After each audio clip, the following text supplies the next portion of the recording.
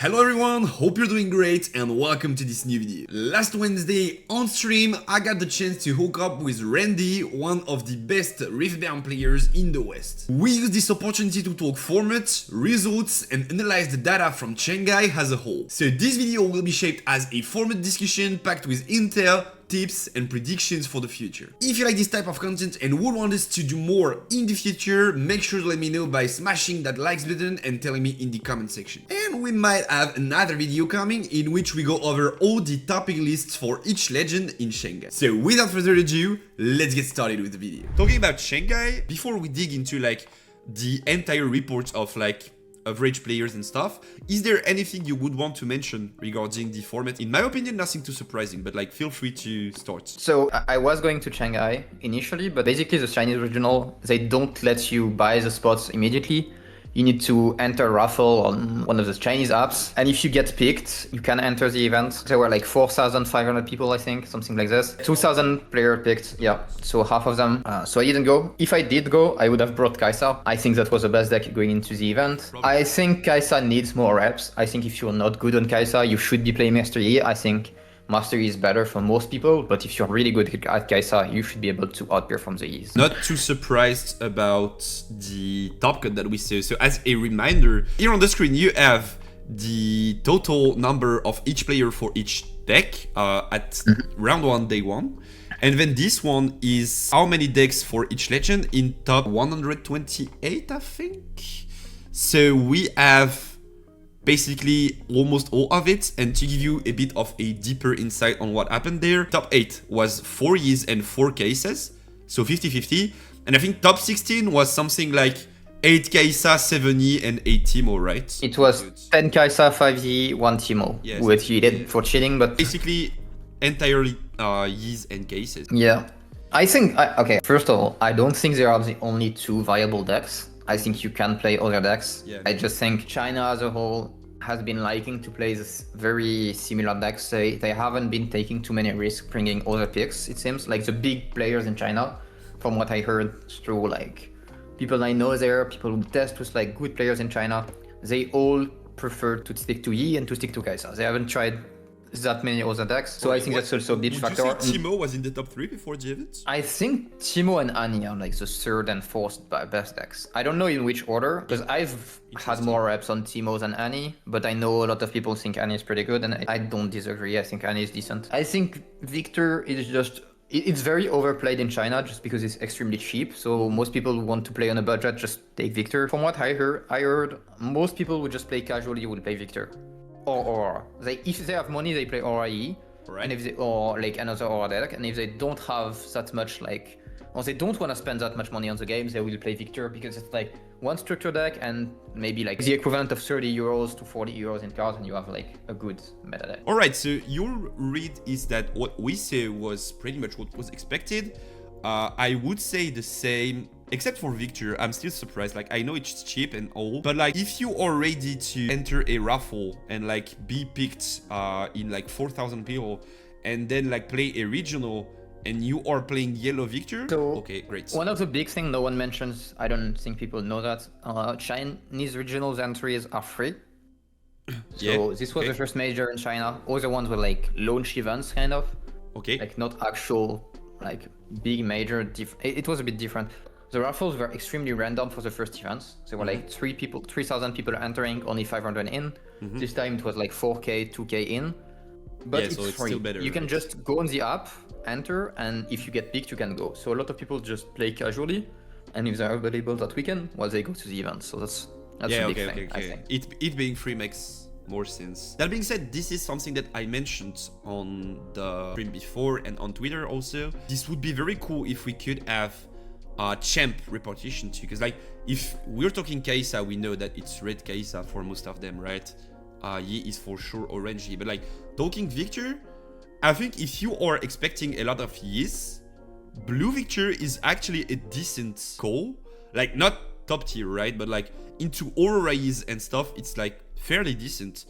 So I would be interested to know if some of these people were on blue or if it's like 90 to 10 ratio of yellow victors and then it's just casual play. That would be something that I'm interested in, but like regarding victors conversion rate, it was pretty decent into top 128, which is kind of normal, right? There are so many of the victors at round 1 that some of them have to convert, but whenever we get deeper into the top, they all disappear. So we can kind of consider the deck as the failure we expected it would be. So I saw some people, one guy with a Victor Raider posting like, oh, Victor bad conversion once again. And I was like, brother, MF and Ozzy and Darius and Seth have worse conversions than Victor. If you go back to the first image, we can see that Victor is 9% of the field and converts to 7%. So he loses a bit of representation, but it's not that bad. Not but that if terrible. you look at other decks like MF goes down, is 6% and she goes down to 3.9. So almost, which is half. Worse.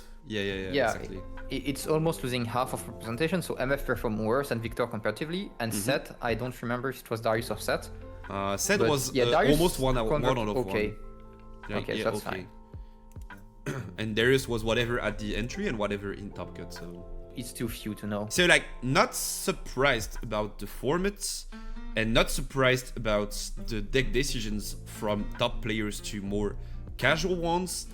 Was there a specific deck that you were expecting to see like make a breakthrough? I know many people were thinking Annie would make a big breakthrough and it ended up flopping. I would say in people's minds and like from what I saw on socials, it would be like 2 to 3% at entrance and then like maybe 8, 9, 10% of top cut.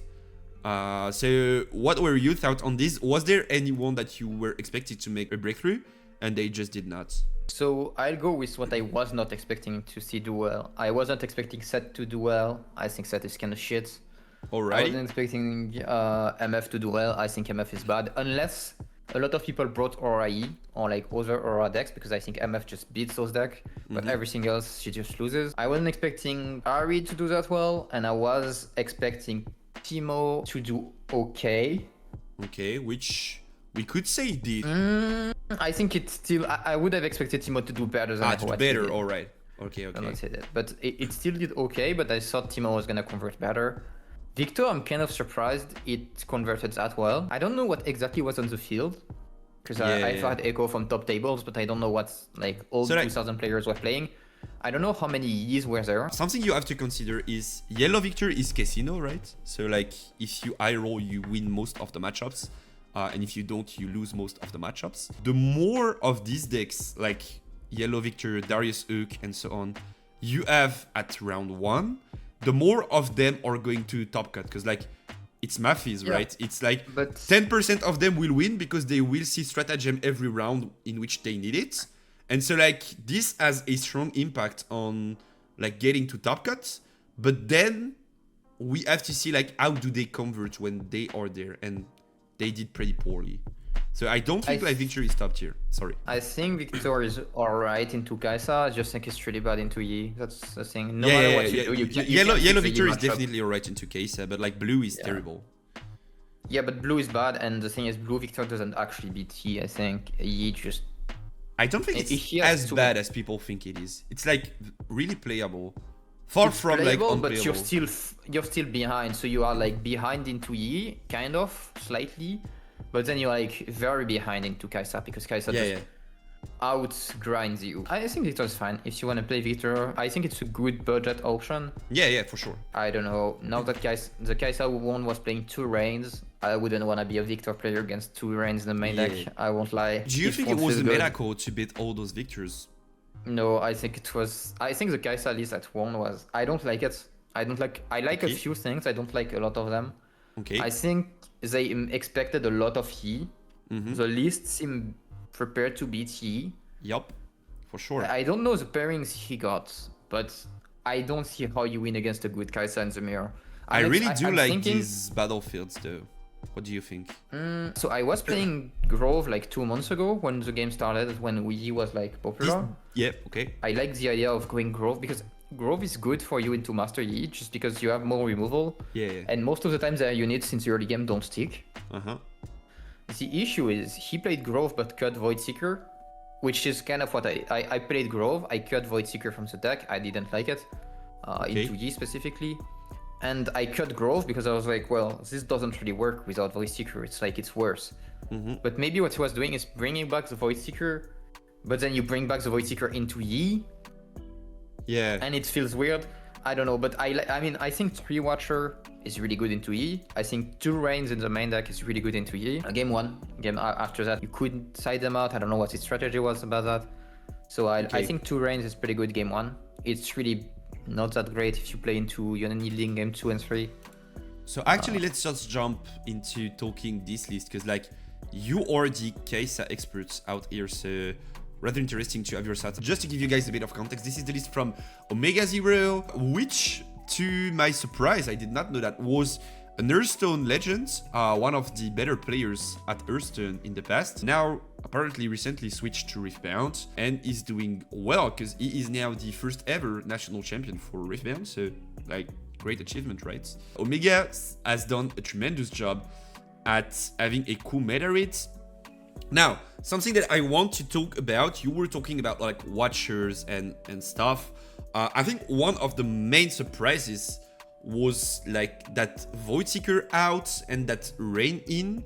There's something I want to talk about with an expert like you at playing Kai'Sa, which is these Rains. Most of the time people are like, yeah, but if you manage to build a base, you win off Time Warp.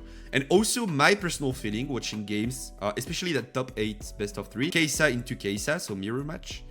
Most of the time, the guy that manages to build the better base and force the opponent to blast first ends up winning that game. Like, this is, from my experience watching Kai'Sa mirrors, because I'm not a huge Kai'Sa player, I feel like base is the most important thing. So don't you think that adding Rains was also somewhat of a, this is how people play the mirror right now, and I will counter them using Rain? So yes and no. The thing is, Rains are good in the mirror, especially when you don't expect them in game 1. I think Rain are pretty good. The problem is, I think the Chinese players are extremely greedy with their lists. I mean, we're playing 7 2-drops. We're playing a shit ton of high end. Maybe Rain is necessary as a 2-off. I think it's extremely greedy to have 3 Watcher, 2 Rains, and 2 Time Ops in the deck. I'm scared to break if I say this. Yeah, for sure. But and I think it's break. good in the mirror. I think it's fine. You can clear the base as you said. The problem is Rain gets completely cooked by retreats on Darius, because most of the time you're gonna Rain Darius. And if they have like Darius and Student and they retreat, you're kind of cooked, because Student is gonna survive, Darius is back to hand, and you passed your turn, and it's better than losing, but it's not great. You could also say that you force retreat before. That could be a thing. But what does he force retreat with, right? Yes. Yeah. No That's void. exactly what I was about to say. You have to hide Void Seeker if you are trying to force retreat before using Rain. So yeah, that's something that's interesting to me. Cutting Void Seeker, this is something that, like, most of the time people are quoting me on Twitter regarding my Time Warp talk, and they're like, okay, you want to cut it, but what do you add? And like, most of the time I'm saying you should add Rains in the main, you should add the 3rd Watcher instead of Warp, but like, this guy already has the 3rd Watcher and already has the Rain, and so I was like, wait, what the fuck? What did he cut to like reach that point? And then I noticed he cut the Seekers. This is something that I would have never have done myself. What's your thoughts on like cutting those Seekers from the main deck? I've played no Void Seekers for Rift Lab trials. I played Already? 0. No, none in the main, none in the side, and I forgot to put Time Warp in my deck as well. Okay, so like, And just it to went give pretty people good. a quick insight, the idea behind playing or not playing Void Seeker is that it's the worst card in your deck at being defied. So into green matchups, it's almost like they target this card, and whenever you use it, it gets defied. So like, basically that's part of the reasoning behind it, and I would be eager to know your thoughts on like maybe extra points why you would not play such a strong card in the main deck. Void Seeker, Mirror, pretty decent, pretty good in some spot, not always. Into Master E, it's completely trash. Like, you literally can't play Void Seeker into Master E. And if you play into any Aura deck, I mean, Void Seeker is just... It's dead terrible. as fuck. Like, you're not playing Void Seeker. So I see why. I think he was expecting a lot of auras, a lot of Yi, and that's why he played no Void. I also think that's why he added the 3rd Watcher. I think Rain as well. Rain is extremely good into Yi game 1. And Pearl, he played only 1 Pearl when it's a very good card in the mirror. And I think it's also because he expected a lot of Yis and auras. and Power is really bad into both of those. So I don't know what happened in terms of pairings. I would expect this guy to have faced a lot of heals, and I also know he was one of the very few X2s to make it into top, which is interesting because only 8 people who were X2 actually made it into top cut, and he was one like of the top 8. 128, right? Yes. So he was very low seed in terms of like placement, but he probably lost the last round, I guess. I would be really interested in knowing the matchup because if he won into a lot of Kaisas, I think it's just because he played better. Like he outskilled them, because I think this list is just not good in the mirror. Alrighty. So something that I wanted to talk about with you, I see a lot of people talking about like he's only on 7 turn ones. A lot of people are talking about cutting a turn 1. So what you are seeing most of the time is 8 turn ones because of like mathes of opening like some of them, but not too much basically. He's on 7, which means that he has about 5% chance less of opening a turn 1 in his opening end if he deep searches for it through mulligan. So do you think it's that big of a matter? Of course, you also have to consider that sometimes you need to open several of these, right? But since he's on the 3rd yordle, do you think it's that big of a deal to lose like 4.5% chance of opening 1? Or do you just think like it's greedy, but whatever? I think it's greedy. It's really greedy because you basically don't see a turn 1 play when you go first 1/4 of the time if you play 7. And that's like saying you mulligan 2 cards every single time. And I don't think you want to mulligan 2 cards every game. I'm talking deep mulliganing, like you have 7 as a starting set sample. Someone in chat is saying the 3rd yordle increases the going 2nd win rate, and that's part of my point. I think 3rd yordle kinda makes up for the like missing turn 1, quote unquote.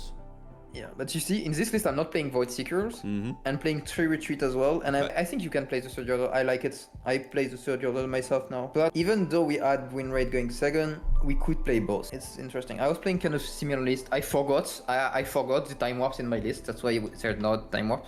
I ended up in... I had only 1 or 2 smoke screens, and in the end I was like 2 cards short, and I added Mecha Mech and 1 smoke screen because I was like, what the fuck am I missing? And the tournament was about to start, so I had to give my list. But basically, I think you need the turn 1s in the mirror, and I don't think you need them into Aura and such deck. Because his game plan into Aura game 1 didn't seem to be rushing them. He doesn't have the tools for that. He's missing too many units.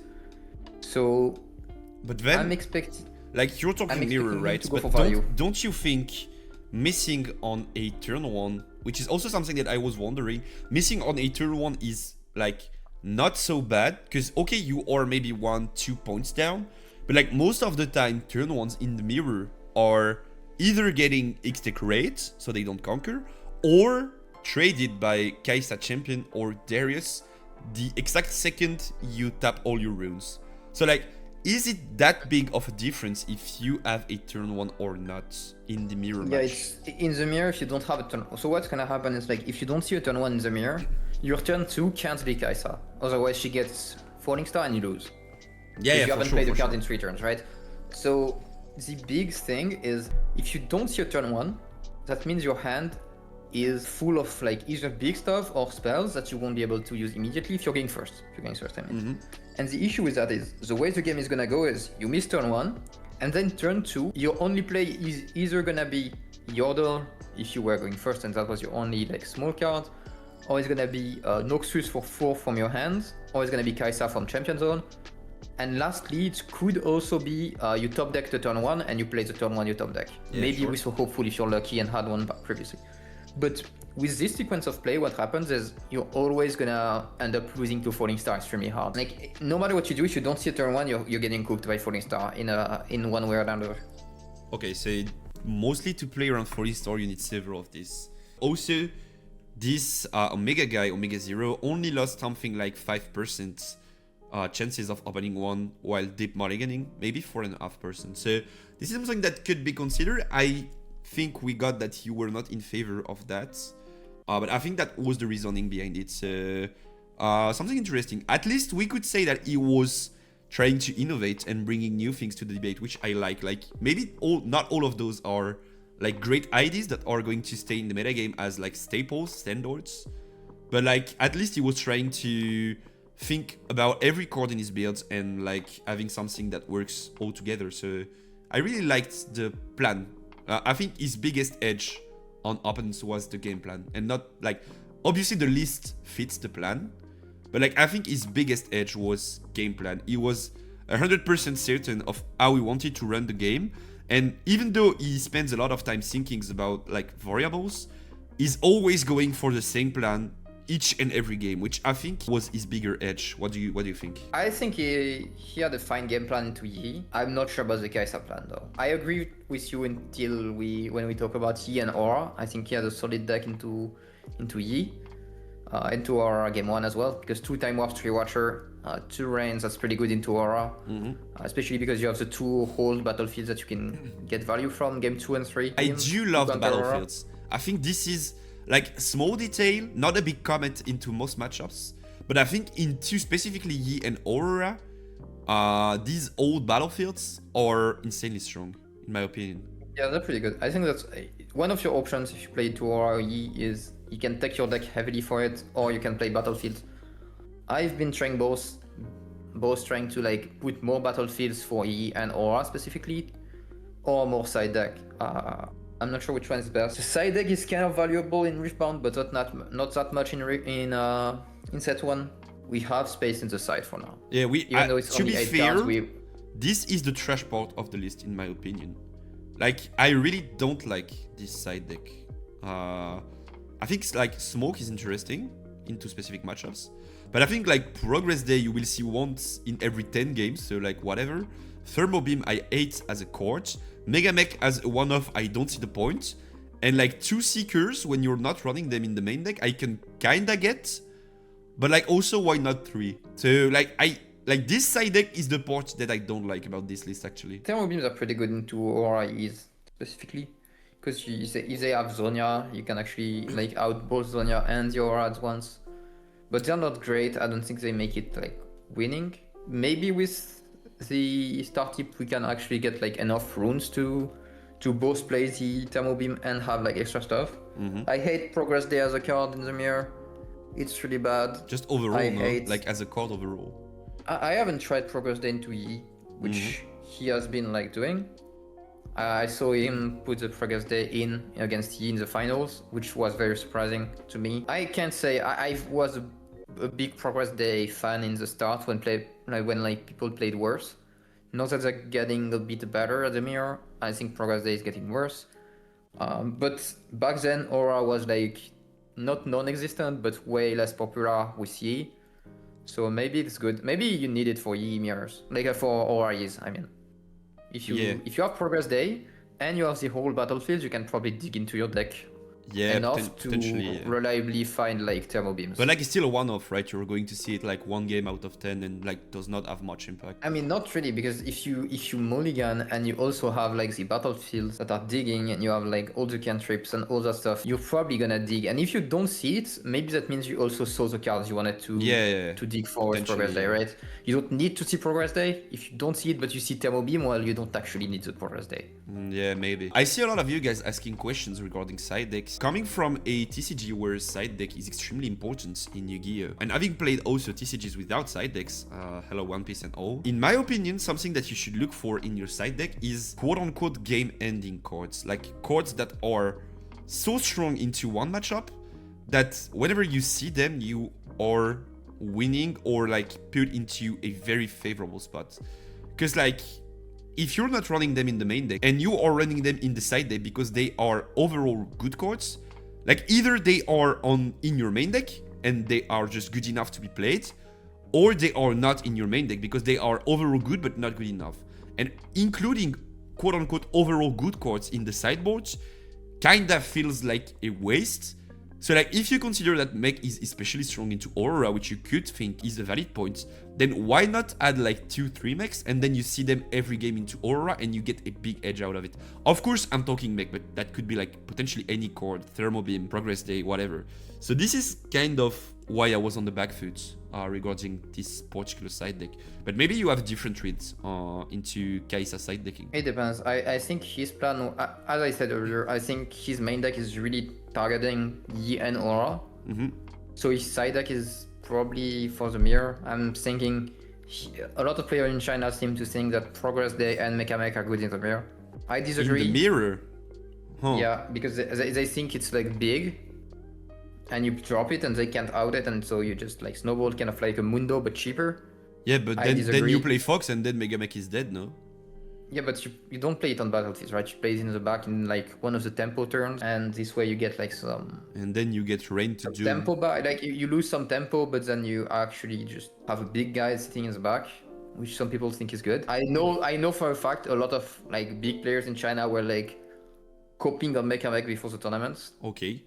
What do you think about the cards? I think it's not good. I think it's too slow. Maybe we could play it against Aurora when they play the Obelisk, but like there are better cards. So we go, no, but like if we play into Aurora one Obelisk, we can get to Mecha extremely fast, so maybe it's decent, but that's it. So the plan, basically the plan into Aurora is Mech plus Yordle, and then Yordle as tank, and so they can't kill Mech with Dead Bloom. So that's basically the interaction that brought Mech to light. But like there are so many better cards into Aurora that I don't think you should run this mix. I saw a question earlier. Go for it. Someone asked about the battlefield order. In his deck, he is going Dreaming 3 game 1 most of the time. Then when the opponent is going first, he's gonna play... if it's like a Master Yi, Ari, that kind of deck, he's gonna play Grove. Yep. So there are like 2 Groves on the field, and then going second start tip pick. And so basically his plan is, I play 2 going first battlefields, but since I'm Kaisa, I can blast whatever enters them, so you can't out them if you're into me. But then if I'm into slower, so they are like basically vanilla battlefields, they don't do anything. But then if you are into Aurora, even going second, these are crucial because you are going to be the only player having bodies on board for like 2 to 3 turns, and so you can proc them maybe twice for free, which is his plan basically. Yeah, I mean the start tip is pretty good into Aurora because they ram, but you also ram for free. Yeah, so even if you ramp, it's not that bad. Yeah, it's fine. Like they have to push early to get you out of this, and then you can just like raid the poros and stuff, and like it's good trades. Yeah, I kinda like these battlefields. Just to close this out on like Kaisa, because this is something that I've already talked about a lot. Time Warp performed extremely poorly in all of the games that we were able to see in Top Cut. And by poorly, I'm talking it won 0 games and it lost like 2 or 3.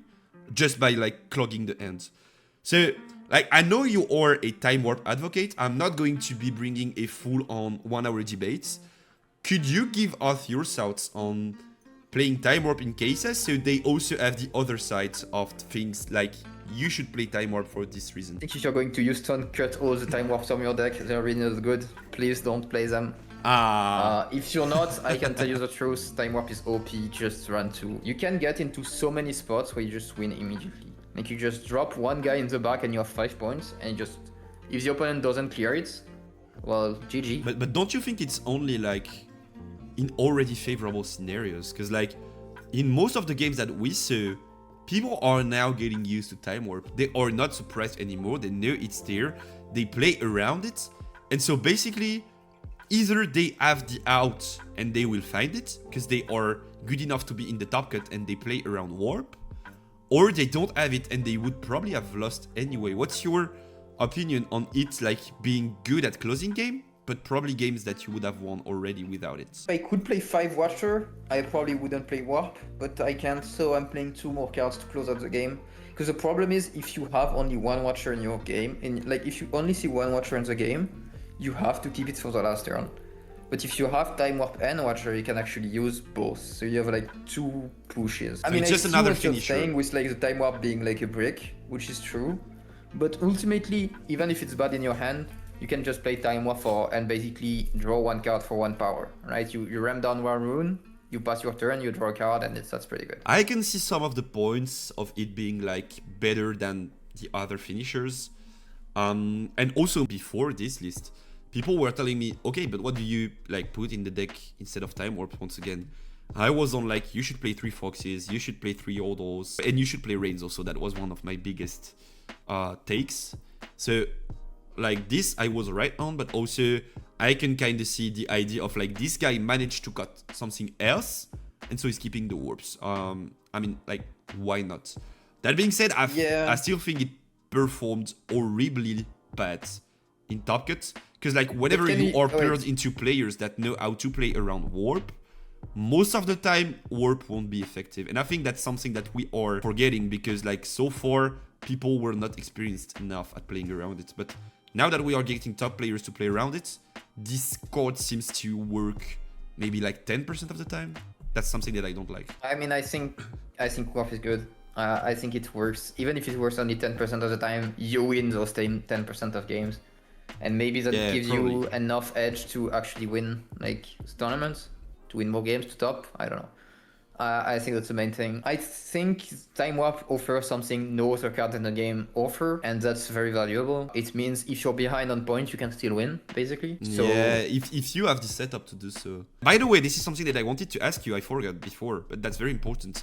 Do you know if Top Cut was open decklist or closed list? No, it's closed decklist every single top Okay, time. great. So that was one of my points. If it's open decklist, you should probably play at least one warp to have the pressure.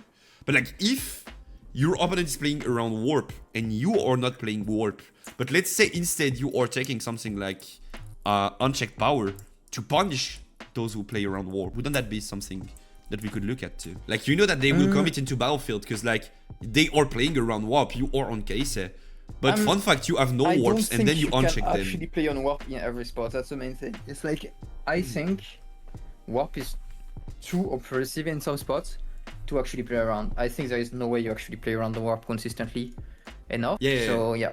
So this is like something that is also sometimes true. I'm a big advocate of not being result oriented. Throughout Top Cut, we saw Time Warp being like extremely bad, but that was still like what 4 best of 3s of cases. So it could also be biased by what happened in these specific games. This is not something that we should look at as absolute data that we have to take as granted. Let's put it this way. Very often with Warp, you will win without playing it and it's in your hand. Yeah, exactly. But win more, basically. But in many spots, you actually get so many options from having both Warp and Fox in your hand that you can actually set up a win very consistently. More consistently than if you just had one of them. Which is like, I think it's a big thing. You don't need to win with Warp, but when you have it, you have more options that allows you to go for different game plans. Great to have your points on this, Chats and Randy. Thank you for debating that. I'm not going to change my opinion that it is win more, but I'm not also saying that it's a trash card, and I think I agree with like most of what you said. So we are kinda on the same wavelengths here. So we had a Kaisa in the finals and he ended up winning the events, but top 4 was Kaisa into Yi and also Kaisa into Yi. So I'm just going to build up the whole context and then you can like talk about like specific mastery because you also have a guide on Yi, right? Day 1, round 1, we have about 30% Kaisa, 24% Yi, and then we jump into Top Cut and both increased their rates, Yi from 24 to 29 and Kaisa from 30 to almost 44. So as expected, the dominant decks performed, delivered. Something that I want to talk about is Kaisa is a better overall deck, but once we are in that spot with a lot of Kaisas and a lot of Yis, from what was expected to be the format, Kaisa has a tough time into some Yi builds. So let's like consider that it should be favorable for Yi into the Top Cut. This is a trend that we saw in top 16 because like as you mentioned, there were 10 cases and 5 Yis, and then we reached top 4 and it's now 2 cases and 2 Yis. So like the rates got balanced pretty well and we ended up seeing a lot more Yis convert into like that deep top run. But in the top 4, we saw that Omega was able to dominate that Yi matchup pretty well, maybe because of the adaptations we were talking about. And we also saw one Yi player kind of crushing a Kaisa, like the other semifinals contestant, which I can't remember the name of, sorry, did not have a shot at winning a single game in that Yi to Kaisa matchup.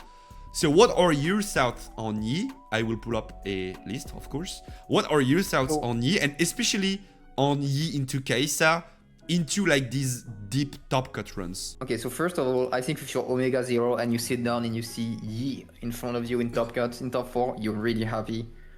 I said that earlier, I think his list is amazing into Yi. But I think if you're playing another Kai'Sa list with like maybe Void Seekers, maybe Smoke Screens, you're not happy to see Yi stuff. Like ramp Yi specifically, if they see Zonia, you're in a rough spot. And I think we can also see that all those Yi players weren't expecting that many Kai'Sa. You think so? Kai'Sa, I think so. When we look at this list, for example, they have 1 Dead Bloom, 3 White Flames, when generally White Flame is worse than Dead Bloom into Kai'Sa. You need both, but you kind of would prefer 2 and 2 if you were playing into Kai'Sa. I think that was they would side. They would probably add the second Dead Bloom for sure.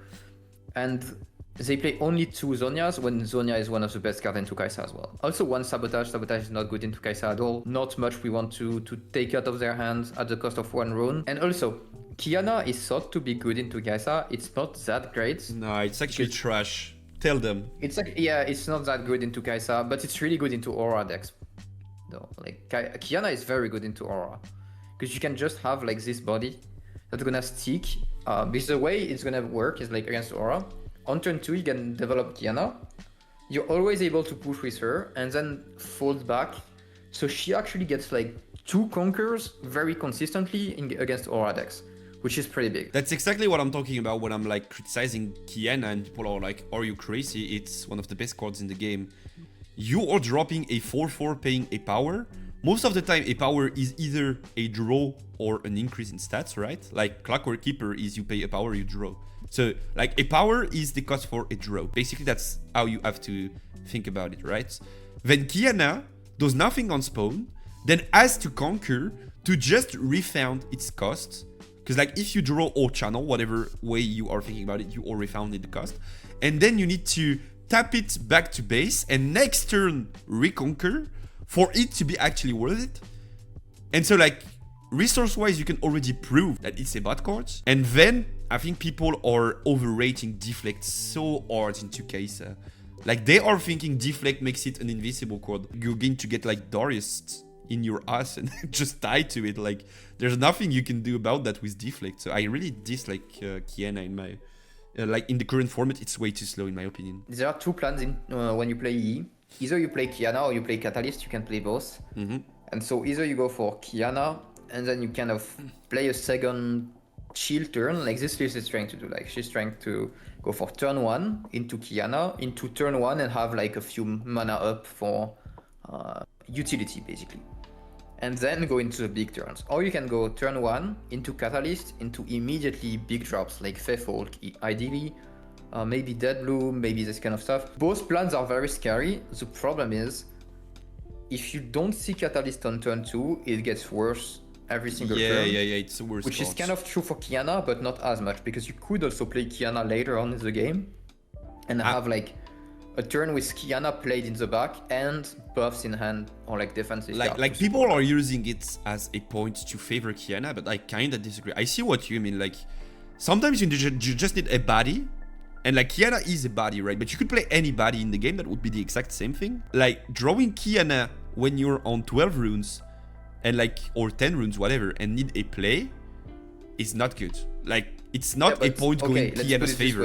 Okay, it's just not drawing worse. Qiyana on 12 runes is not good. Yeah. But drawing Poro on 12 runes is not good either. But we still played 3 and it's amazing, right? And it's like I don't think that's an argument for Qiyana, but I don't think that's an argument against her either. Compared to Catalyst, yeah, for sure. But like compared to overall quad quality in the deck, I'd rather have like 3 Dead Blooms and 3 Fifolks than 3 Qiyanas. So the idea is, when I said I think people expected a lot of aura for this tournament, I think that's why, and maybe there was a lot of auras. I think that's why Qiyana was good and performed kind of okay. I haven't looked at every list, but I think it was pretty much played in most of them, at least in the side deck. Qiyana is kind of necessary into Aura Yis, because this deck list, like this Yi list, gets completely destroyed by Aura. If you play Aura and you play into ramp Yi, even post side, pre side, doesn't matter what you do, Aura is clapping your cheeks. Like this potentially, like Sabotage is here to play into Aura, no? Oh, if you don't, yeah, if you sabotage Aura out of their hand, well, then you can play. If you don't, I mean, it's gonna be tough. If the Aura player doesn't like completely butcher or completely miss on their Aura, you should be losing that. Yeah, I think yeah. Qiyana makes the matchup better. On a more global perspective, what would be your thoughts on that supposedly favorable for Yi matchup into Kai'Sa right now? Now that like format is not resolved, I think Houston is going to be the deciding point into like is the format resolved or not. Because like we are going to see a lot of like deck building innovations in my opinion in Houston. But like what would you say now that we kind of know what the lists are looking like regarding this Yi into Kai'Sa matchup that is supposedly favorable for Yi, or at least was in the past? I think for 90% of people, Yi is gonna be favored into Kai'Sa. You need to play very clean with Kai'Sa to actually beat Yi, or have a very decked list for the Yi matchup to actually be ahead. And even in those cases, you're not that ahead. The problem is, Kai'Sa wins against most of the field very consistently. I'm not scared of Ahri at all. I'm not scared of Yasuo. I'm not scared of Leona. I'm not scared of all the rogue decks. Like all the bad decks just lose to Kai'Sa really hard. Basically, all I think three Set decks as that well. you just mentioned are rogue decks because Kai'Sa exists, so makes sense. Yeah, so, but Yi, if I'm playing Yi into Teemo, I'm pretty scared. If I'm playing Yi into MF Aura, I'm not that sure of like winning. If I'm playing Yi into Set, I could also lose. That's the thing. I think Yi is good into Kai'Sa only and favored into the other decks, but it's not as good as Kai'Sa. I think Kai'Sa is very favored and can basically never lose to Ahri, never lose to all the other decks of the format. She wins into most of them except for the Aura decks very consistently. Like if you're a decent Kai'Sa player, you're gonna win like 90% of the time against these guys. They can't do anything. Like if we played Ahri against Kai'Sa, I don't think you would win many games. That would be tough for sure. And I think that's one of the main big points for Kai'Sa. But when we get to Yi and Aura, Kai'Sa kind of struggles. Our win rate goes down and it becomes more complicated, more difficult. While Yi, on the other hand, has a decent matchup into Kai'Sa overall. I think if the Kai'Sa player against you is weak or average, you're gonna be very favored with Yi. But if they're very good, even in that case, you can just have Defy, Zonia, and Deadbloom and you just win the game immediately. Yeah. And they can't do anything about it, right? But if you play against all the purple decks, you're not that good. If you play against like Set is especially Aura, strong you're into not that Yi in good. my opinion. I don't have Questions? much more to say against Yi. Let's The main jump to thing Set. we talked about is Qiyana versus Catalyst. I think there are the turn two we want to talk about. Everything else is a new standard. I hate the one sabotage. I hate the one confront. I don't like this list I very much. do like think both cards, both Sabotage and Confront, for different scenarios. But I think you should make a pick and like play three of Maybe. these. I mean, I'm not in love with them like main deck, but I like the Lee from fourth place. I think the fourth place Lee is better. I think his list was better. I think I have it somewhere here. You have Yeah. it, just yeah. I think this list is more consistent. Just and cleaner. more of what Just cleaner, right? I think it's. I think I'm playing like 95% of the same list. I have 3 Fifth Hulk, 2 On Guard, and then I'm moving in between 3 White Flame and 2 Dead Blooms. Like I'm switching Dead Blooms and White Flame. It depends on what I'm expecting in the meta, but everything else is 95% the same. I think every single card is the same. And then in the sideboard, we have -1 the On Guard, Sabotages to +1. play into Aurora and Even like the whatever, sideboard, yeah. even the sideboard is the same. If I Yeah. was playing 2 Dead Bloom and 3 White Flame, I would have the third Dead Bloom this side. Yeah, of course. So better lists. In my opinion. If you're still here, that means you watched the entire video, so thank you for the support. As I told you at the start, this is a brand new format and I would love to have your feedback on how things went and how we could improve for the future. So if you like the content, make sure to let me know by leaving a thumbs up and subscribe to not miss anything in the future. Oh, and see you in a few days for part 2 of this video. Peace.